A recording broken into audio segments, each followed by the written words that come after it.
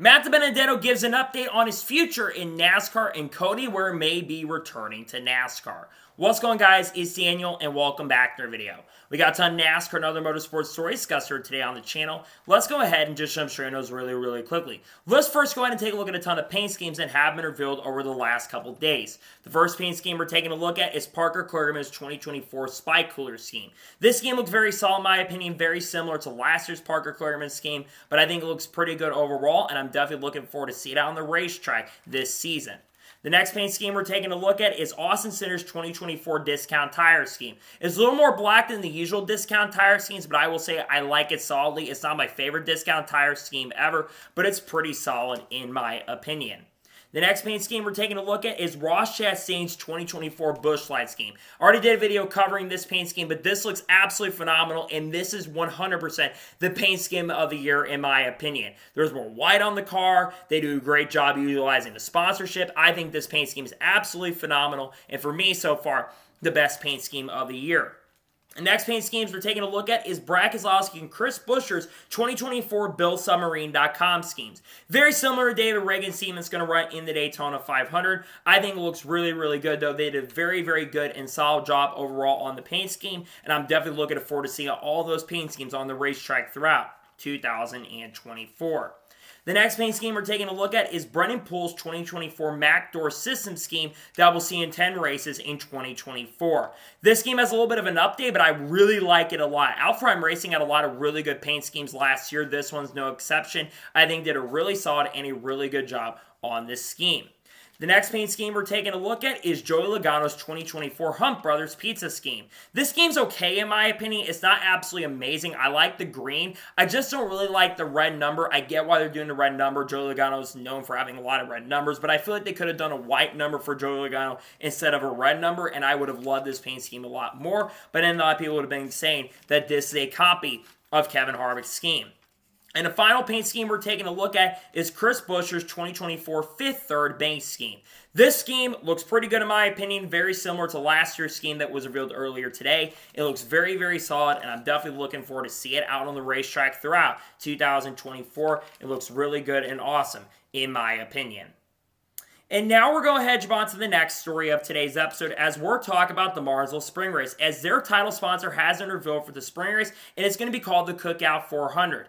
I think last year NOCO sponsored the race, so this is definitely a different change for sure. Cookout's been more involved in the sport over the last couple of years, so it's really awesome and cool to see that Cookout will be sponsoring the Martinsville Spring Race. I think that's really solid and pretty cool overall, in my opinion.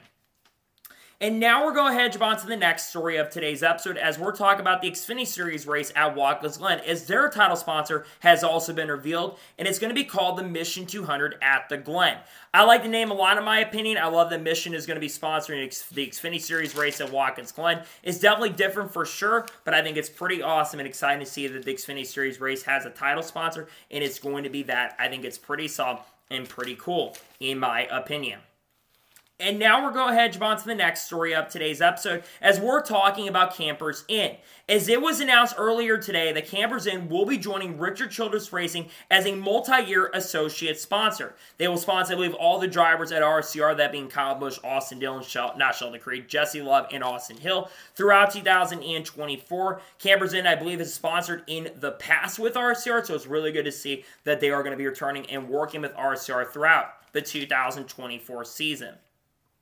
And now we're going to jump on to the next story of today's episode as we're talking about Infinity Communications. As it was announced earlier today that Infinity Communications will sponsor Lane Riggs for 9 races in 2024. They will sponsor quite a few races. They sponsored Lane Riggs, I think, in a couple races in the Truck Series last year. I think they sponsored him in his race at IRP, and also sponsored when he drove the one truck for DGR, or Tricon, I should say, at Atlanta last season. Really good to see Infinity Communications continue to work with Lane Riggs going through the 2024 NASCAR season.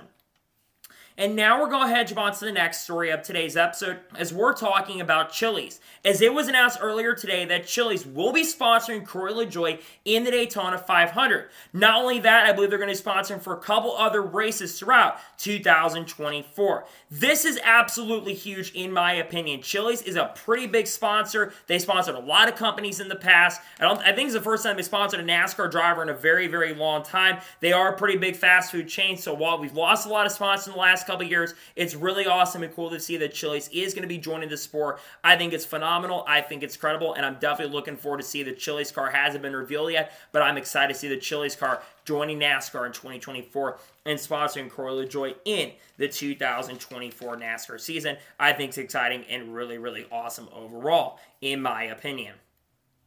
And now we're going to hedge on to the next story of today's episode as we're talking about Phoenix Raceway. As it was announced about a day or two ago that Phoenix Raceway tickets are officially on sale for the championship weekend. This has been expected that they were going to announce this last year for the race for the championship week.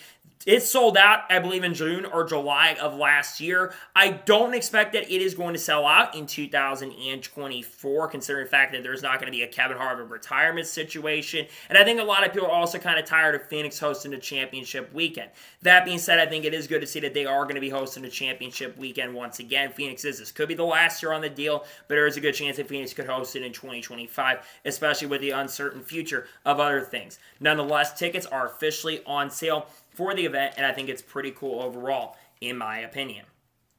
And now we're going to hedge on to the next story of today's episode as we're talking about the NASCAR Hall of Fame.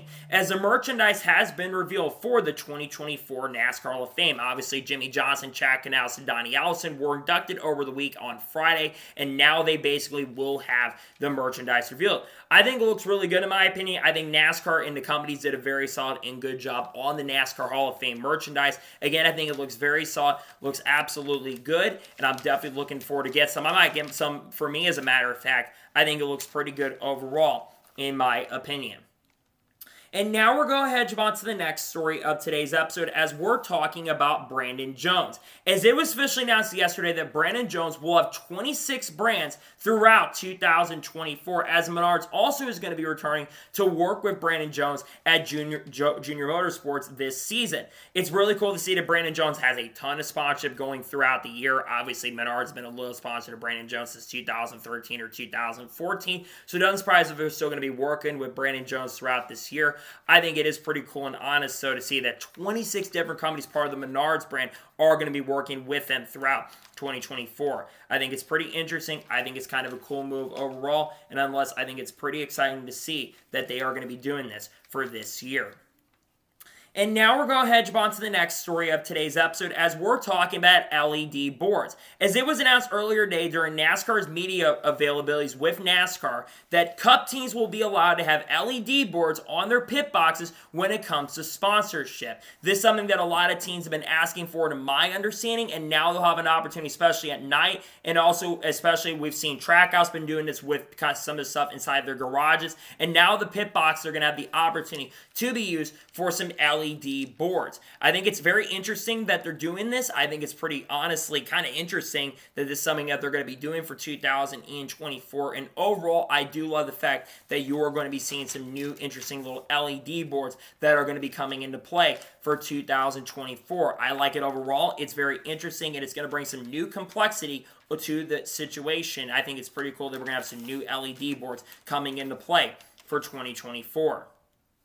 And now we're going to jump on to the next story of today's episode as we're talking about John Hunter Nemechek. As John Nemechek will be bringing some sponsors that he has had for the last couple years in the NASCAR Xfinity Series and the Truck Series with him to Legacy Motor Club, including Pi Barker and Romco. They sponsored for a lot of races throughout 2023 in the NASCAR Xfinity Series. John Hunter got a couple victories with Pi Barker, especially in Martinsville when he lit the tires on fire. And now they'll be working with them once again in 2024. 2024. I love that Pi Barker and Romco are sticking with John Hunter. I think that Romco also was on the car when John Hunter won, I think, at Texas a few years ago. So it's really cool to see that he's bringing some sponsorship over. I think a lot of this will be associate sponsorship and not full season because obviously Family Dollar and Dollar Tree are going to be sponsoring him in multiple races. But I think it is really interesting and cool to see nonetheless that John Hunter Nemechek will be bringing a new sponsor over to the team this year. I think it's very interesting and pretty cool overall, in my opinion. And now we're going to jump on to the next story of today's episode as we're talking about the 2024 Daytona 500. As the first commercial, one of the first commercials for the 2024 Daytona 500 has been officially unveiled by Fox.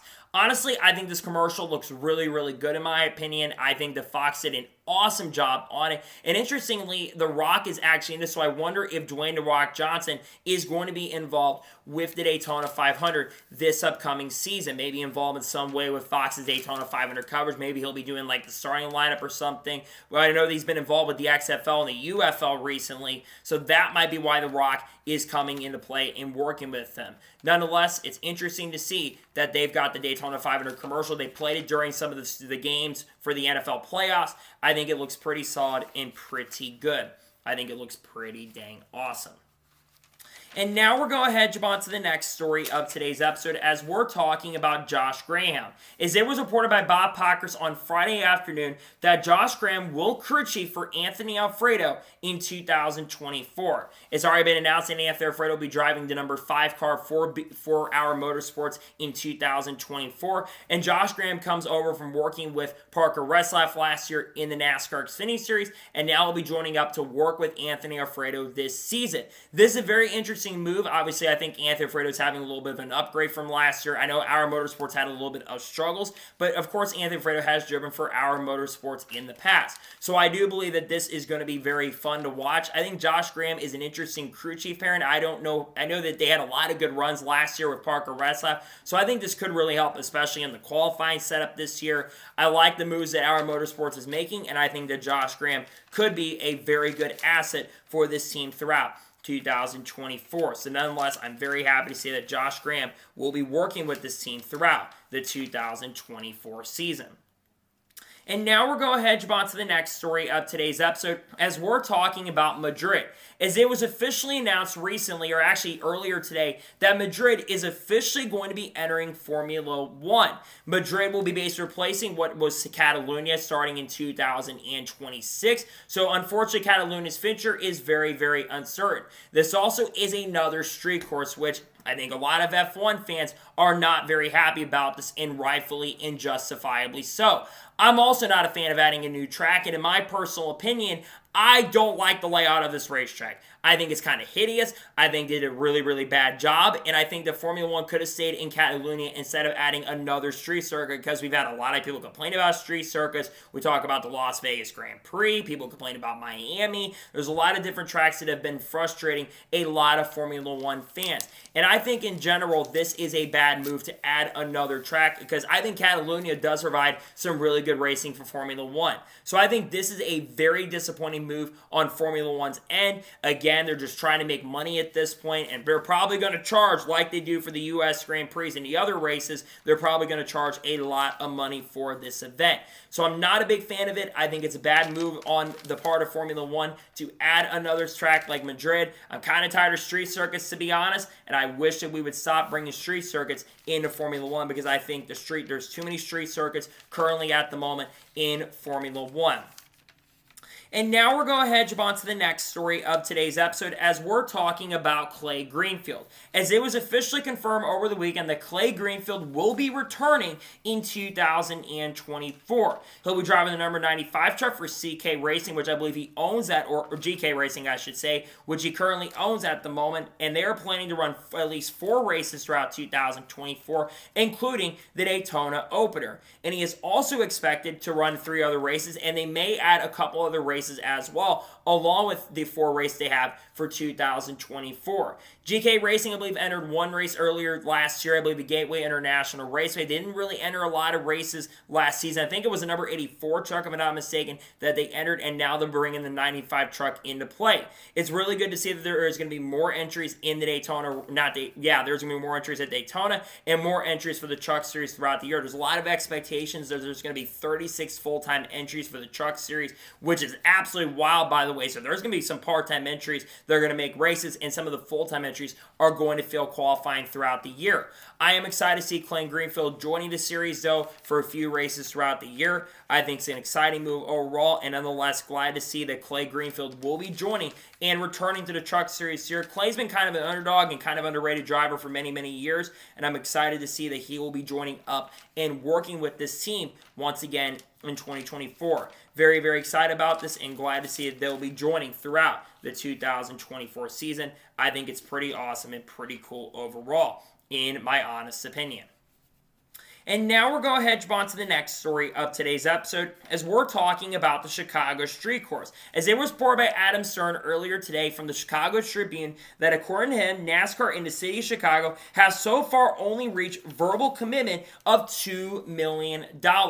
Apparently last year I think they paid $3.5 to $4 million for their verbal commitment, and now that number is a little bit lower than normal. They are still expected to have the race, and the race is still going on, but there's been a lot of uncertainty when it comes to the future after 2024. But I think a lot of fans, including myself, would agree that the Chicago Street Course did deserve another year and another opportunity to be on the schedule. So I think overall, I'm glad they're bringing a little money in. I would have to imagine the NASCAR is going to find a way to bring at least some more money into play so that they can keep this race past 2024. But there is a lot of conversation that Chicago and Speedway could, in the not so distant future, make a potential return. I would love to see Chicago stay on the schedule, at least the Chicago Street Course stay on the schedule, at least for the time being. But I would not be shocked or surprised if the Chicago Street Course does, in fact, end up going away at some point in the near future. I really hope it stays on the schedule. We'll have to see if it does, in fact, stay on the schedule. And I don't know at this point, but hopefully it will end up staying on the schedule throughout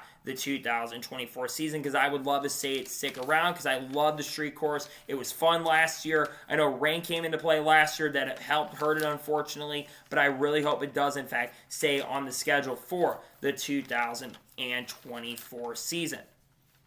And now we're going to head on to the next story of today's episode, as we're talking about Alex Palou. As Alex Palou, there was an article that's kind of taken out of context from a lot of people, and according to Alex Palou, he says he is too old to wait for someone to get hurt for him to have an opportunity to race in Formula 1. And then he basically said that Pat O'Ward, who's already a reserve driver at McLaren, is someone that's young enough and will be ready to go to join Formula 1. Now, Pat O'Ward, like I already mentioned, is a reserve driver for McLaren, and I think a lot of people took this out of context, and a lot of people are saying, oh, Alex Palou is basically disrespecting Pat O'Ward. That's not the case. Alex Palou has a ton of respect for Pat O'Ward.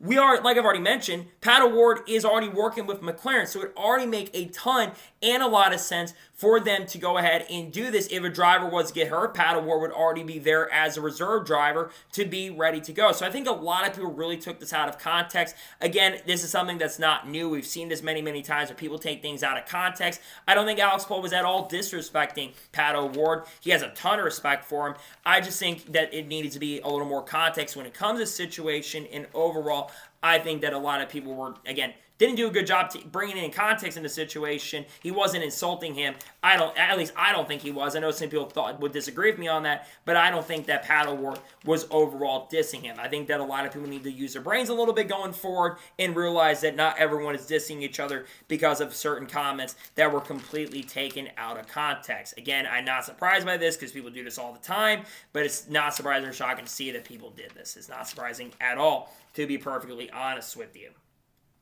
And now we're going to head on to the next story of today's episode, as we're talking about Kyle Larson. Now, obviously, I talk about the fact that Kyle Larson has kind of said publicly that he may retire by the time he's around 40 years old. But there's another little interesting thing that came out from that same Kyle Larson episode on the Kenny Wallace Show. And according to Kyle Larson, he says that some top dirt stars earn more than half of the NASCAR Cup Series field. He said the top 4 drivers from the world of Outlaws, as a matter of fact, earn more money than a lot of the drivers in the NASCAR Cup Series field. It is a little surprising to hear this, but the same token, in same time, it's not that shocking or surprising to hear Kyle Larson say this. Look, the pay in NASCAR has dropped significantly, especially because, like even Kyle Larson mentioned, is he doesn't get paid as much as Jimmy Johnson gets paid. So it doesn't fully shock or surprise me to see that they're getting paid less. I think one of the things is that lots drivers have more endorsement deals coming into play, and I think some drivers are also afraid to be a little more outspoken because of the sponsors they have, and they're afraid to go tippy-toes. That's why a lot of these drivers tend to be a lot more boring in the NASCAR Cup Series. And all same thing with Kyle Larson, considering what happened a couple years ago in 2020. I think Kyle Larson is a little afraid to kind of share how he feels about a lot of things in a lot of different situations. Overall, I find it very interesting, though, that there are drivers that get paid, that a lot of guys in the Cup field get paid less money than dirt drivers. But also you have to remember that the World of Outlaws, they race a couple times a week, and they're paying a lot more money to the World of Outlaws drivers on a weekly basis because they're getting a ton of money from endorsement deals, among other things. And I know the World of Outlaws has increased their purse money than some of the NASCAR Cup Series guys, especially drivers in the bottom half of the field. I still think your drivers like Bubba Wallace and Kyle Larson and Ross Chastain, Chase Elliott, because even Kyle Larson said he's comfortable, and he doesn't really care as much about money in that regard. But I think Kyle Larson does bring up a good point. There's probably a lot of drivers in the lower ranks, in the lower cars in the series that are getting paid a lot less money. That doesn't shock me, though, in the fullest degree. It doesn't really surprise me the slightest in some ways. Again, it's interesting to hear this from Kyle Larson, who does have a series that he runs in a form of racing that he currently owns at the moment. So it doesn't shock me or surprise me in the biggest way that Kyle Larson talks about the purse money in that regard. Again, there's a lot of talk about that purse money is going to increase, and I wouldn't be surprised if Cup drivers in the near future do end up getting paid at least a little bit more money going down the road, because I do believe that they are going to end up getting paid at least a little more in the not-so-distant future. And now we're going to head on to the next story of today's episode as we're talking about Brody Cedric. As there was a report that came out from jsk.com earlier today or yesterday that Brody Cedric is still aiming to run up to 4 NASCAR Cup Series races in 2024. Now, Brody Cedric has also said publicly, though, that he's not planning to make a full move to the United States at this current moment. Brody Cedric, like I've already mentioned, has already made a NASCAR Cup Series start last year with Arabis Racing and RCR with a partnership there. He drove the number 33 car at the Indy Road Course. Actually almost had a chance to make the final run, had to start at the rear because of a crash, but nearly got back in the top 20, which is very, very impressive. It isn't clear what his schedule exactly is going to look like at this particular moment, but I would imagine that Brody is probably going to run the Chicago Street Course this year. I would also think he's going to run Circuit of the Americas, considering I think he was supposed to originally run with RCR, and actually I think will make some other starts with teams. And speaking of RCR, it will be with Richard Childs Racing. As remember, Arabis Racing, they have a massive and huge connection with Richard Childs Racing, and we already know that Kyle Busch has already talked about running a supercar race with this organization and team.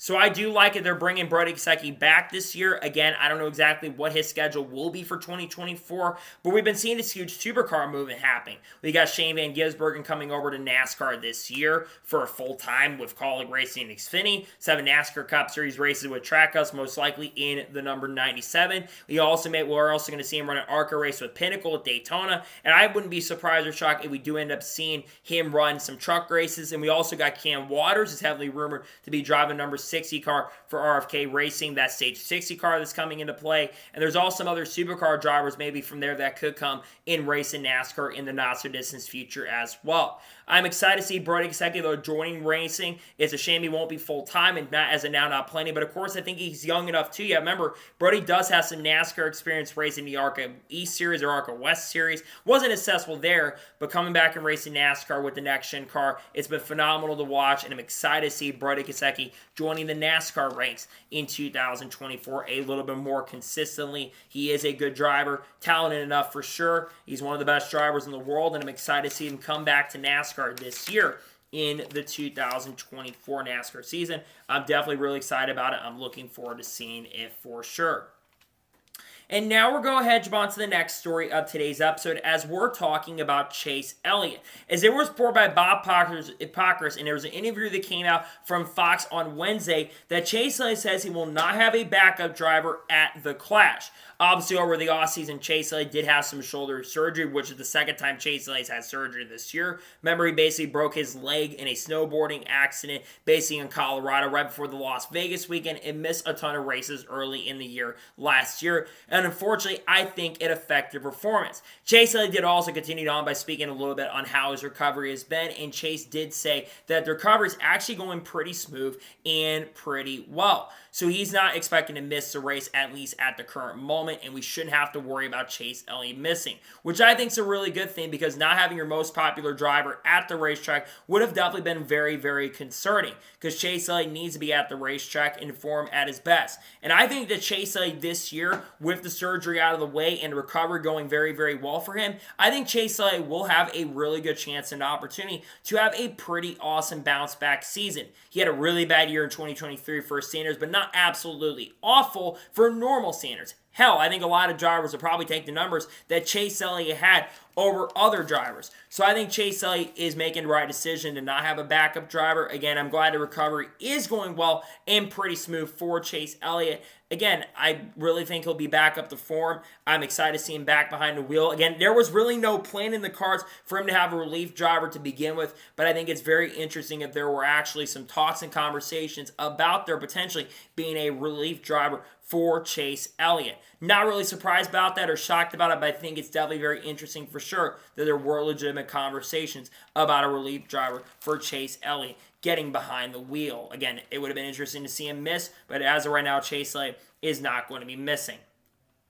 And now we're going to head on to the next story of today's episode as we're talking about Denny Hamlin. Now, I already mentioned the fact that Chase Elliott will not have a backup driver. Well, Denny Hamlin also confirmed to Bob Pockrass that as of right now, he also will not have a backup driver at the Busch Light Clash in a week and a half from now. Remember, back in November, we talked about this on the channel, but there was actually a lot of concern, even the industry mentioned this quite a bit, that potentially Denny Hamlin was going to end up missing the Clash because of his shoulder surgery. Denny Hamlin got shoulder surgery and basically something that's kind of in genetics, if I'm not mistaken, that he's had. He's had a lot of surgery over the last couple of years, but Denny Hamlin says something in his genetics made him have to get that surgery, and he had it a little bit later than Chase Elliott. And I remember there being a lot of talk and conversation, especially that there was going to be a relief driver for Denny Hamlin. Some were speculating Eric Almirola, some were speculating even Chandler Smith and potentially Sheldon Creed. Most likely Chandler Smith, though, considering Chandler Smith, I believe, is going to be the relief driver for Toyota starting this year. I think that's something that Matt Weaver mentioned a few months ago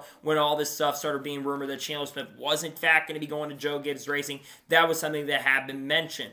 But I think that Denny Hamlin being good to go is really good to see. Obviously, you want to get that stuff out of the way. Denny Hamlin did say the recovery is taking a little longer than he initially thought, but he says things are going a lot better than he did back in November, and he's excited and can't wait for the year. And you go into 2024, there's a lot of pressure for Denny Hamlin going into this season because, again, this could be one of Denny Hamlin's final years in the Cup Series. I know that Denny Hamlin did sign a multi-year contract extension, but I think that Denny Hamlin really wants to perform and win a championship. And Denny Hamlin's not getting any younger. By the end of 2024, Denny Hamlin will be 44 years old. So he is getting a lot older as a driver, and is actually probably now, I think him and Mark Truex Jr. are both the oldest drivers that are full-time in the Cup Series right now. So hopefully we can see Denny Hamlin be a little bit better. Again, I think that there will be a little struggles for Denny Hamlin, things that have to be worked out at least at the start of the year. But I think by the end of the year, I don't think this will be even a massive conversation coming up because I think Denny Hamlin will still be a championship contender by the end of the 2024 season. I think he'll be an outside championship threat. I think he's going to win a few races this year, but I think that, like I said, there will be some and certainly definitely some struggles for Denny Hamlin at the start of this season. So very interesting conversations from Denny Hamlin for sure, and some interesting things that he definitely brought up for sure. In regards to that, again, we thought we'd see a relief driver for Denny Hamlin, but as of right now, there are no plans in the cards for Denny Hamlin to have a relief driver for him for the 2024 season. At the start of the year, there was conversations about it for the Daytona 500, but there will be no issues when it comes to that, at least at this current moment. And now we're going ahead and jump on to the first of two major stories in today's episode as we're talking about Cody Ware. Now, if you watched the IMSA VIP Challenge broadcast that took place on Sunday, one of the announcers on that broadcast commented that Cody Ware most likely will be back in the NASCAR Cup Series for 10 races in 2024. And it was really now officially confirmed from Bob Pockers that Cody Ware is planning on a return to NASCAR. And according to Bob, it sounds like it will be 10 NASCAR Cup Series races with Rick Ware Racing. And his first start most likely will not come till April. They're still working on some sponsorship and some funding for Cody Ware to run those 10 select races, but he will not run the full season. I got a lot of things I want to say about this, and I'm going to be very honest and sincere about my opinions. I'm not the biggest fan of Cody Ware. I'm not going to get into the personal and legality stuff on this channel. That's for you to kind of talk about if you want to talk about it in the comments. But here's my thoughts about Cody Ware. Even without those issues, I still think this is a bad decision. Look, I understand it's only for 10 races, and to be fair, he did have a better average finish than most drivers outside of J.J. Yeley at Rick Ware Racing. But he only ran 7 races before, unfortunately, he was suspended. Now, obviously, again, I don't think Cody Ware should be behind a wheel because, look, Rick Ware Racing, they have, especially with the direction that Rick Ware Racing is going, I don't think Cody Ware really fits the mold of what Rick Ware Racing is at the moment. Look at the moves that they've been making. They hired Justin Haley full-time, and Chris Lawson is going to be the crew chief for Justin Haley this season. And I think Justin Haley is overall one of the most underrated drivers in NASCAR, and I think he's going to surprise a lot of people. Still, I think the 51 car is still going to be in the lower half of the standings this season, but I wouldn't be surprised or shocked if Justin Haley does, in fact, by the end of the year, get a couple of top 10 finishes. And we also know that Kaz Grala is going to be driving the number 15 car for 25 races. We'll talk about Kaz Grala later in another video that's coming out here soon. But Kaz Grala is going to be running 25 races with Rick Ware Racing this season. So I think, and he's a very young talent, a really good road course racer who I think is going to perform at an extremely well level throughout the 2024 season. And then you've got Cody Ware. And I don't think Cody Ware really is going to do anything with Rick Ware. Again, they've hired a lot of good drivers over the years. They've hired some really great talent. They had Ryan Newman come in last year. They had Cole Custer come in last year. Riley Herbst come in last year. And all of them did solid and pretty good jobs. Remember, Riley Herbst got a top 10 in his debut at the Daytona 500. I just don't feel like Cody Ware fits the mold. Again, the positive moves, if you're not a fan of Cody Ware like myself, it's not the full season. It's only for 10 races. And he's going to be focusing on the Mazda MX-5 Cup Series this year and also in the IMSA VIP Challenge Series, which he made a lot of really stupid bonehead moves in that race, by the way, and got penalized at the end after crossing the line second. He got dropped 8 because of a penalty that he received. I feel like Rick Ware, only reason he's in that car is because his dad is the owner, that being Rick Ware. And I just don't feel like Cody Ware fits the mold. If he was running the Xfinity Series or the Truck Series, I wouldn't be as frustrated and upset about this, but I feel like that Cody Ware, like I said, he just doesn't fit the mold of Rick Ware Racing right now. I understand he's a son, and everyone, and again, it's a family thing, and it's a family sport. So you're going to see some of these drivers get these opportunities and chances they may not deserve. But I am not a fan of Cody Ware getting this opportunity. I think this is a bad decision and a bad move overall for the Rick Ware Racing Group to bring him in. He shouldn't be running those 10 races that he's planning to run, and I think that he is overall going to struggle in the series this year. He's probably going to finish near the back of the pack, and I expect Justin Haley and everyone else who drives the 15 and 51 cars throughout the year, I expect them to do well. Now, obviously, we don't know who's behind the wheel for the 15 car for the Daytona 500 because Kaz Grala's not run the 500. We'll talk about where he'll be going for that. Expect we'll be going to front row this year. But again, I think when you look at this move, I'm not a fan of it. I really wish there were different drivers that got an opportunity to drive in that seat. But instead, we've got Cody Ware behind the wheel. And like I've already mentioned and said, I am not the biggest fan of giving Cody Ware the opportunity to drive behind the wheel of that seat at this season. Just not a big fan of it overall, and I think it's a bad move for Rick Ware to put Cody Ware behind the wheel of a Rick Ware Racing car this season. And now we're going ahead and jump on to the final story of today's episode as we're talking about Matt DiBenedetto. Now, I've been following the channel over the course of the last few weeks. There has been a lot of stuff going around with Matt DiBenedetto. Remember, on December 27th, Matt DiBenedetto had put the pen emoji out that he had signed something for 2024. Then Private Porno on Twitter has speculated that he was going to be going to AM Racing this season. Then Pop Pockrass denied those claims and those rumors and kind of confirmed that he will not be going to AM Racing in the 2024 season. And then there was a lot of rumors from a motorsports.com article that maybe he was going to go to Kaulig Racing. We all had thought that maybe he was going to go to Kaulig Racing. Well, on Friday, he basically confirmed that he had a sponsorship opportunity, that he had a pretty big sponsor to be exact, that unfortunately fell through, and he had to decide to basically get rid of and had to drop. And confirm he will not be full-time in NASCAR in 2024, and if he does run this year, it will only be on a part-time stint. He says he's got a lot of businesses that he's going to be focusing on throughout 2024, but he will not run full-time this season. There was also an update earlier tonight that basically confirmed, he said that a sponsor apparently lied to him. I'm not exactly sure which sponsor that was. I'm not going to speculate on what sponsor because I'm not exactly sure. But as of right now, Matt DiBenedetto will not be racing NASCAR at this moment in 2024. Look, Matt DiBenedetto, it's really unfortunate with the situation. I kind of talked about it last Friday. He had an opportunity to go to a team. Obviously, announced a few months ago he wasn't going to be back with Raceway Racing. We now know that Ty Dillon is going to be behind the wheel of that seat in 2024, which I think Ty Dillon is going to do a solid job. I absolutely know that there's been a lot of issues with Matt DiBenedetto, and he's made a lot of mistakes out on the racetrack. Well, not out on the racetrack, because I think he's performed very well out on the racetrack. But off the racetrack, he's had a lot of issues when it comes to PR. Now, in this situation, when it comes to the original statement that came out, I think he handled it very, very well, and I think a lot of people are clowning him for that, which I did not absolutely agree with. At this particular moment, when it comes to Matt DiBenedetto, I would not be surprised or shocked if he doesn't get a start until later in the year. There are some teams that are planning to run a little bit later in the year that we'll get into in the second video. It'll be dropping later today. But in my opinion, I really don't know what happens with Matt DiBenedetto from here. But if he does get another chance and opportunity to race in NASCAR, he needs to get a better PR team. That has been a big issue, Matt DiBenedetto. We all know the mistake from a few years ago. But at the same token and same time, Matt DiBenedetto 1,000% deserves to be racing in NASCAR. Whether it's full-time or part-time, he should be racing in the sport right now.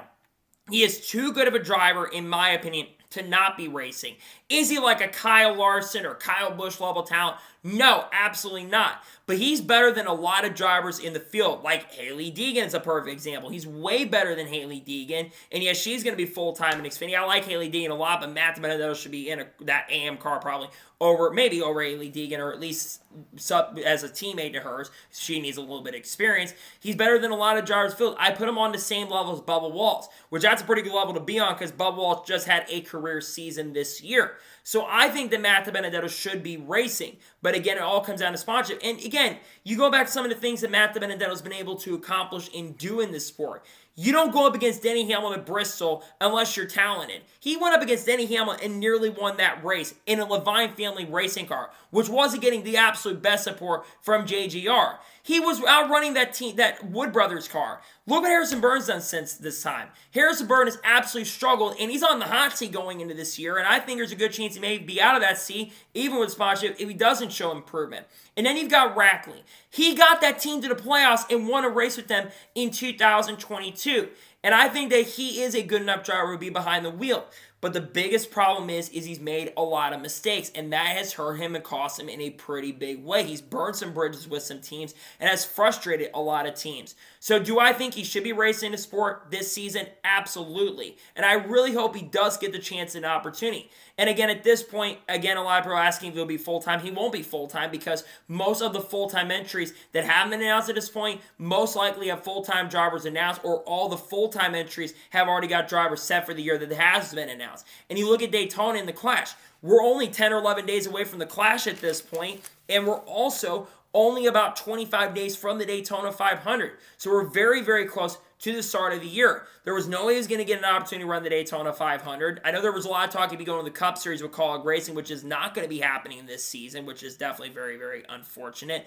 Again, I don't know where he goes from here. Again, I think he deserves to be racing in the Cup Series, no doubt about it, or racing in NASCAR for sure, or at least in a good Xfinity Series ride, definitely. But at this particular moment, I don't know what happens to Matt DiBenedetto this year. I think there's a really good chance and a strong possibility that he will not be racing in NASCAR and all this year. But if he does get to race this year, it will not be till the later portion of 2024. Hope he gets a chance and an opportunity to race, but at this point, I don't know where things go for Matt DiBenedetto. I hope a team takes a chance on him, but right now, I don't know if he will get to race this year in 2024, which is very unfortunate and definitely disappointing for sure. So, that is good for today's NASCAR news video. I want to thank you guys for watching. Please subscribe to the channel, notifications on, so if I win a video, it does go live on my channel. Follow me on Twitter, Facebook, and Instagram, and support me on Patreon as well. Link in the description below that, and comment your thoughts below on today's video. Do you think Matt DiBenedetto will be driving in 2024 or not? Let me know your thoughts in the comments below. And what are your thoughts about Cody Ware returning to NASCAR this season?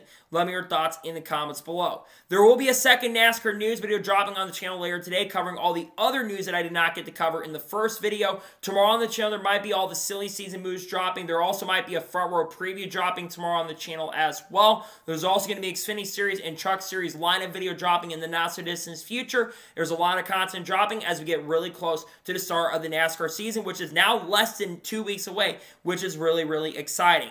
So anyways, like I said, I want to thank you guys for watching today's episode, and I'll see you guys next time for more great, awesome NASCAR content and other motorsports content on the channel like this. Take care, everybody.